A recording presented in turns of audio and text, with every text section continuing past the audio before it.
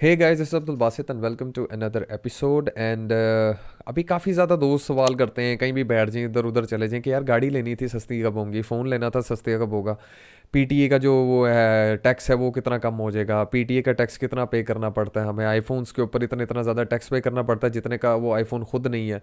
और अगर अब किसी ने जो भी आईफोन रखा होता है ऑब्वियसली उसकी मल्टीपल या उसकी सेम अमाउंट आप पे करके वो उस फ़ोन की सिम्स पाकिस्तान के अंदर ऑपरेट कर सकते हो। तो 90% जिनके पास आईफोन है जो पीटी अप्रूव्ड लेके फिर रहे हैं भाई, उनसे तो अमीर कोई बंदा ही नहीं है, उनको तो आप देख के कहते हैं रिच फ्रेंड गुड फ्रेंड। तो और दूसरा ये कि ये भी बड़ी देर तक लंबी चीज़ चलने वाली है कि जो हम अपने दोस्तों को कहते रहेंगे कि यार मेरी एक तस्वीर तो खींच दे, पोर्ट्रेट तो तेरे ही फ़ोन के अंदर है। ये भी बड़े अरसे से लंबे अरसे तक चलेगा। उसकी रीज़न ये है कि भाई रेगुलेटरी ड्यूटीज़ ही इतनी उसके ऊपर ज़्यादा कर दी जाती हैं या हटा दी जाती हैं, कर दी जाती हैं या हटा दी जाती हैं, कर दी जाती हैं। हम इसी सवाल के बीच में पिस रहे हैं कि कब फ़ोन सस्ते होंगे, कब गाड़ियाँ सस्ती होंगी। इसको ब्रॉड पर्सपेक्टिव में हम देखें ना तो पाकिस्तान की हिस्ट्री के अंदर आज तक कोई चीज़ सस्ती हुई नहीं है। आप उठा के देख लें पुराने दौर तक, ये भुट्टो के दौर से आप उठा लें, जुल्फ़िकार अली भुट्टो, बल्कि उससे पुराने भी उठा लें, जो चीज़ चलती आ रही है विद टाइम वो एक्सपेंसिव होती ही गई है और वो दोबारा सस्ती नहीं हुई। एटलीस्ट मैं जिस दिन से देख रहा हूँ गाड़ियों की प्राइस ऊपर जा रही है, करोला 20,000, 10,000, 20,000, 10,000, इन चक्कर के अंदर ना हम बाइकों की प्राइस को तो भूल ही गए हैं कि मोटरसाइकिल की प्राइस किधर जा रही है। 1 to 5 तकरीबन 2.25 के 2.5 लाख रुपए का हो गया हुआ है, जिसकी प्राइस 1,05,000, 10,000 हुआ करती थी। 70, 50, 60 से ऊपर नहीं थी आती, 65, 67 करते करते करते वो भी लाख से ऊपर चली गई है। मतलब आपको सीढ़ी 70 चाहिए तो आपको लाख रुपया खर्चना पड़ता है। तो अब अगर आप लोगों को अगर लगता है ये सस्ती हो जाएंगी तो डैट्स नॉट पॉसिबल। कंपनीज को कभी नुकसान होता ही नहीं है, नुकसान तो हो रहा होता है तो यहाँ पे कंज्यूमर को हो रहा होता है, नुकसान उठाए तो कंज्यूमर उठाए, कंपनीज को इससे क्या है। उनके पास तो बल्कि खड़ी हुई गाड़ियां भी हो ना वो भी महंगी हो जाती हैं क्योंकि रॉ मटेरियल महंगा हो गया। बेशक उन्होंने पुराने रॉ मटेरियल से बनाया हुआ, बट द स्टॉक जो कि उनके पास अवेलेबल है उन्होंने हमें उसी प्राइस पे देना जो करंट चल रही होगी, जैसे डॉलर के अंदर डॉलर फिर रहे हैं यहाँ पे।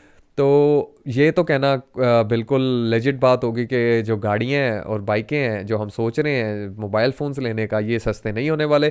अब हम कहते हैं जी कि गवर्नमेंट ने इनके ऊपर रेगुलेटरी ड्यूटी हटा दी थी 20-25 दिन के लिए, 30 दिन के लिए, 2 महीने के लिए, और वो फिर लगा देते हैं उसके बाद।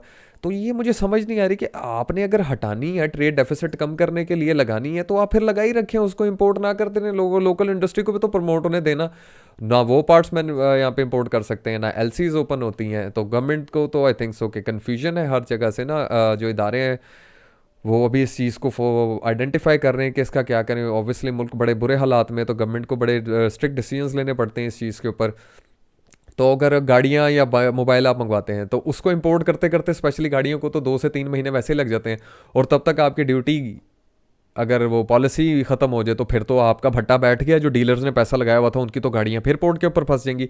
तो मेरे हिसाब से ये जो रेगुलेटरी ड्यूटीज़ हटाई जा रही हैं ना, ये सिर्फ इसी वजह से हटाई जाती हैं कि जो ऑलरेडी पोर्ट के ऊपर खड़ी हुई गाड़ियाँ या जो चीज़ें आपकी वहाँ पे हैं तो वो आप वहाँ पे उस टाइम उसको क्लियर अप कर लो। उसके अलावा आई डोंट थिंक सो कि there is any option available for us कि हम लोग बाहर से गाड़ियाँ इंपोर्ट करें, 3 महीने के अंदर गाड़ी आ जाए। अगर 3 महीने से ज़्यादा टाइम लग गया तो समझ लें कि आपकी गाड़ी स्टक है, क्योंकि पॉलिसी तो बंद हो जाएगी।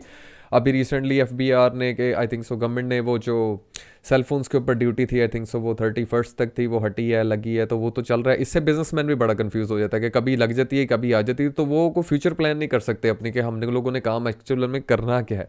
अगर गवर्नमेंट ने वाकई में ही ट्रेड डेफिसिट को बचाना है तो अभी recently I think so 400 million का ना उन्होंने ट्रेड डेफिसिट थोड़ा सा कम किया है सेलफोन इंडस्ट्री के अंदर। बट द फैक्ट इज़ कि वो 400 मिलियन जो बिलियंस ऑफ डॉलर्स की इंडस्ट्री है पाकिस्तान की, या बिलियंस ऑफ पाकिस्तानी रुपीज़ की आप कह लें इंडस्ट्री है, तो उसके अंदर 400 मिलियन तो आई थिंक सो को वो तो मैटर नहीं करता इतना, क्योंकि फिर गवर्नमेंट को टैक्स भी नहीं मिल रहा, सेल फोन्स भी नहीं आ रहे, लोग ख़रीद भी नहीं रहे। पीटीए आईफोन जिसके पास आप देख लोगे ना 80% आपको इस चीज़ का यकीन होगा कि भाईजान ये पीटीए अप्रूव नहीं है, स्पेशली जो 13-14 आईफोन पड़े हुए हैं जिनके पास हैं भाई वो हैं। लेकिन मेजोरिटी आप लोगों ने भी नोटिस किया होगा लोग अपने फ़ोन जो है वो पीटीए करवा ही नहीं रहे।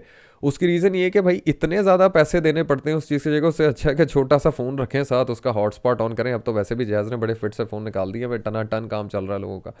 तो लोग उसको भाई अच्छी तरीके से वेल कर रहे हैं, उनको कोई परवाह ही नहीं है, ठीक है, क्योंकि ऑप्शंस ही ख़त्म हो गई हैं। तो फ़ोन्स नहीं सस्ते होने वाले जी, गाड़ियाँ नहीं सस्ती होने वाले जी। अगर आप सोच रहे हैं आप इंपोर्ट का बिज़नेस कर लेंगे तो फिर भाईजान जिस तरह का हमारे यहाँ पे इंस्टेबिलिटी चल रही है ना, पॉलिटिकली, जिससे गवर्नमेंट की पॉलिसीज़ बार बार बार बार चेंज हो रही है। कि एट एकर गवर्नमेंट बैठी है, उसके बाद फिर गवर्नमेंट आएगी वो चेंज कर देगी। तो सोच समझ के बिज़नेस कीजिएगा इस चीज़ का, इंपोर्ट का जो भी सोच रहा है। पाकिस्तान इस टाइम इंपोर्ट फ्रेंडली रह ही नहीं गया है, तो इंपोर्ट के अंदर आप जो भी काम कर रहे होंगे तो वो रिस्की है बहुत ज़्यादा, पैसे डूबने के चांसेस हैं और नहीं होने वाला। So it is crystal clear के जो रेगुलेटरी ड्यूटीज़ हैं ये कम ज़्यादा इसी वजह से की जाती हैं कि जो ऑलरेडी चीज़ आ गई हैं पाकिस्तान के अंदर पोर्ट पे हैं, उनको क्लियर अप करके उनको छुड़वा देते हैं। उतनी मुद्दत के बाद वो दोबारा लग जानी है तो फिर कन्फ्यूजन क्रिएट हो जानी है। तो ये बड़ी अजीब सी चीज़ है, ये बड़ा मतलब कि कन्फ्यूजन वाली स्टेट है for business and for both the government. तो ये काइंडली गवर्नमेंट को भी चाहिए कि इस चीज़ को एक दफ़ा क्लियर कर दे, कुछ टाइम स्पैन दे, कोई कॉन्ट्रैक्ट टाइप चीज़ कर ले, ताकि एटलीस्ट बिजनेसमैन भी ना कन्फ्यूज़ हो और बाकी भी चीज़ें ना हो। तो सेल फोन्स हमारे नहीं सस्ते होने वाले, गाड़ियाँ हमारी वहीं के वहीं हैं।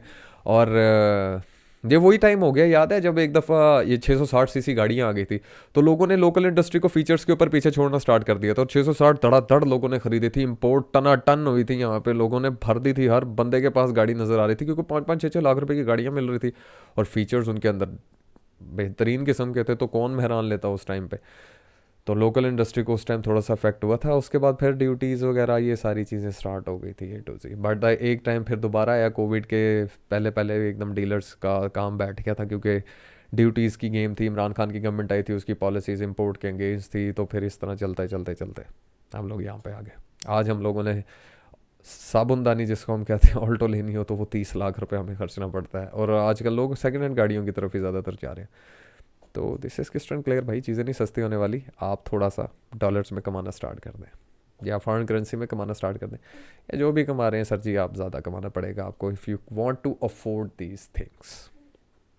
हम भी भाई सैमसंग ही यूज़ कर रहे हैं, आप भी सैमसंग यूज़ करें, कैमरा यूज़ कर लें, क्या करें, नहीं बन रहा स्लो मोशन दोस्ती बनाएंगे हम लोग नहीं बना सकते। So thank you so much for watching this video, see you in the next episode.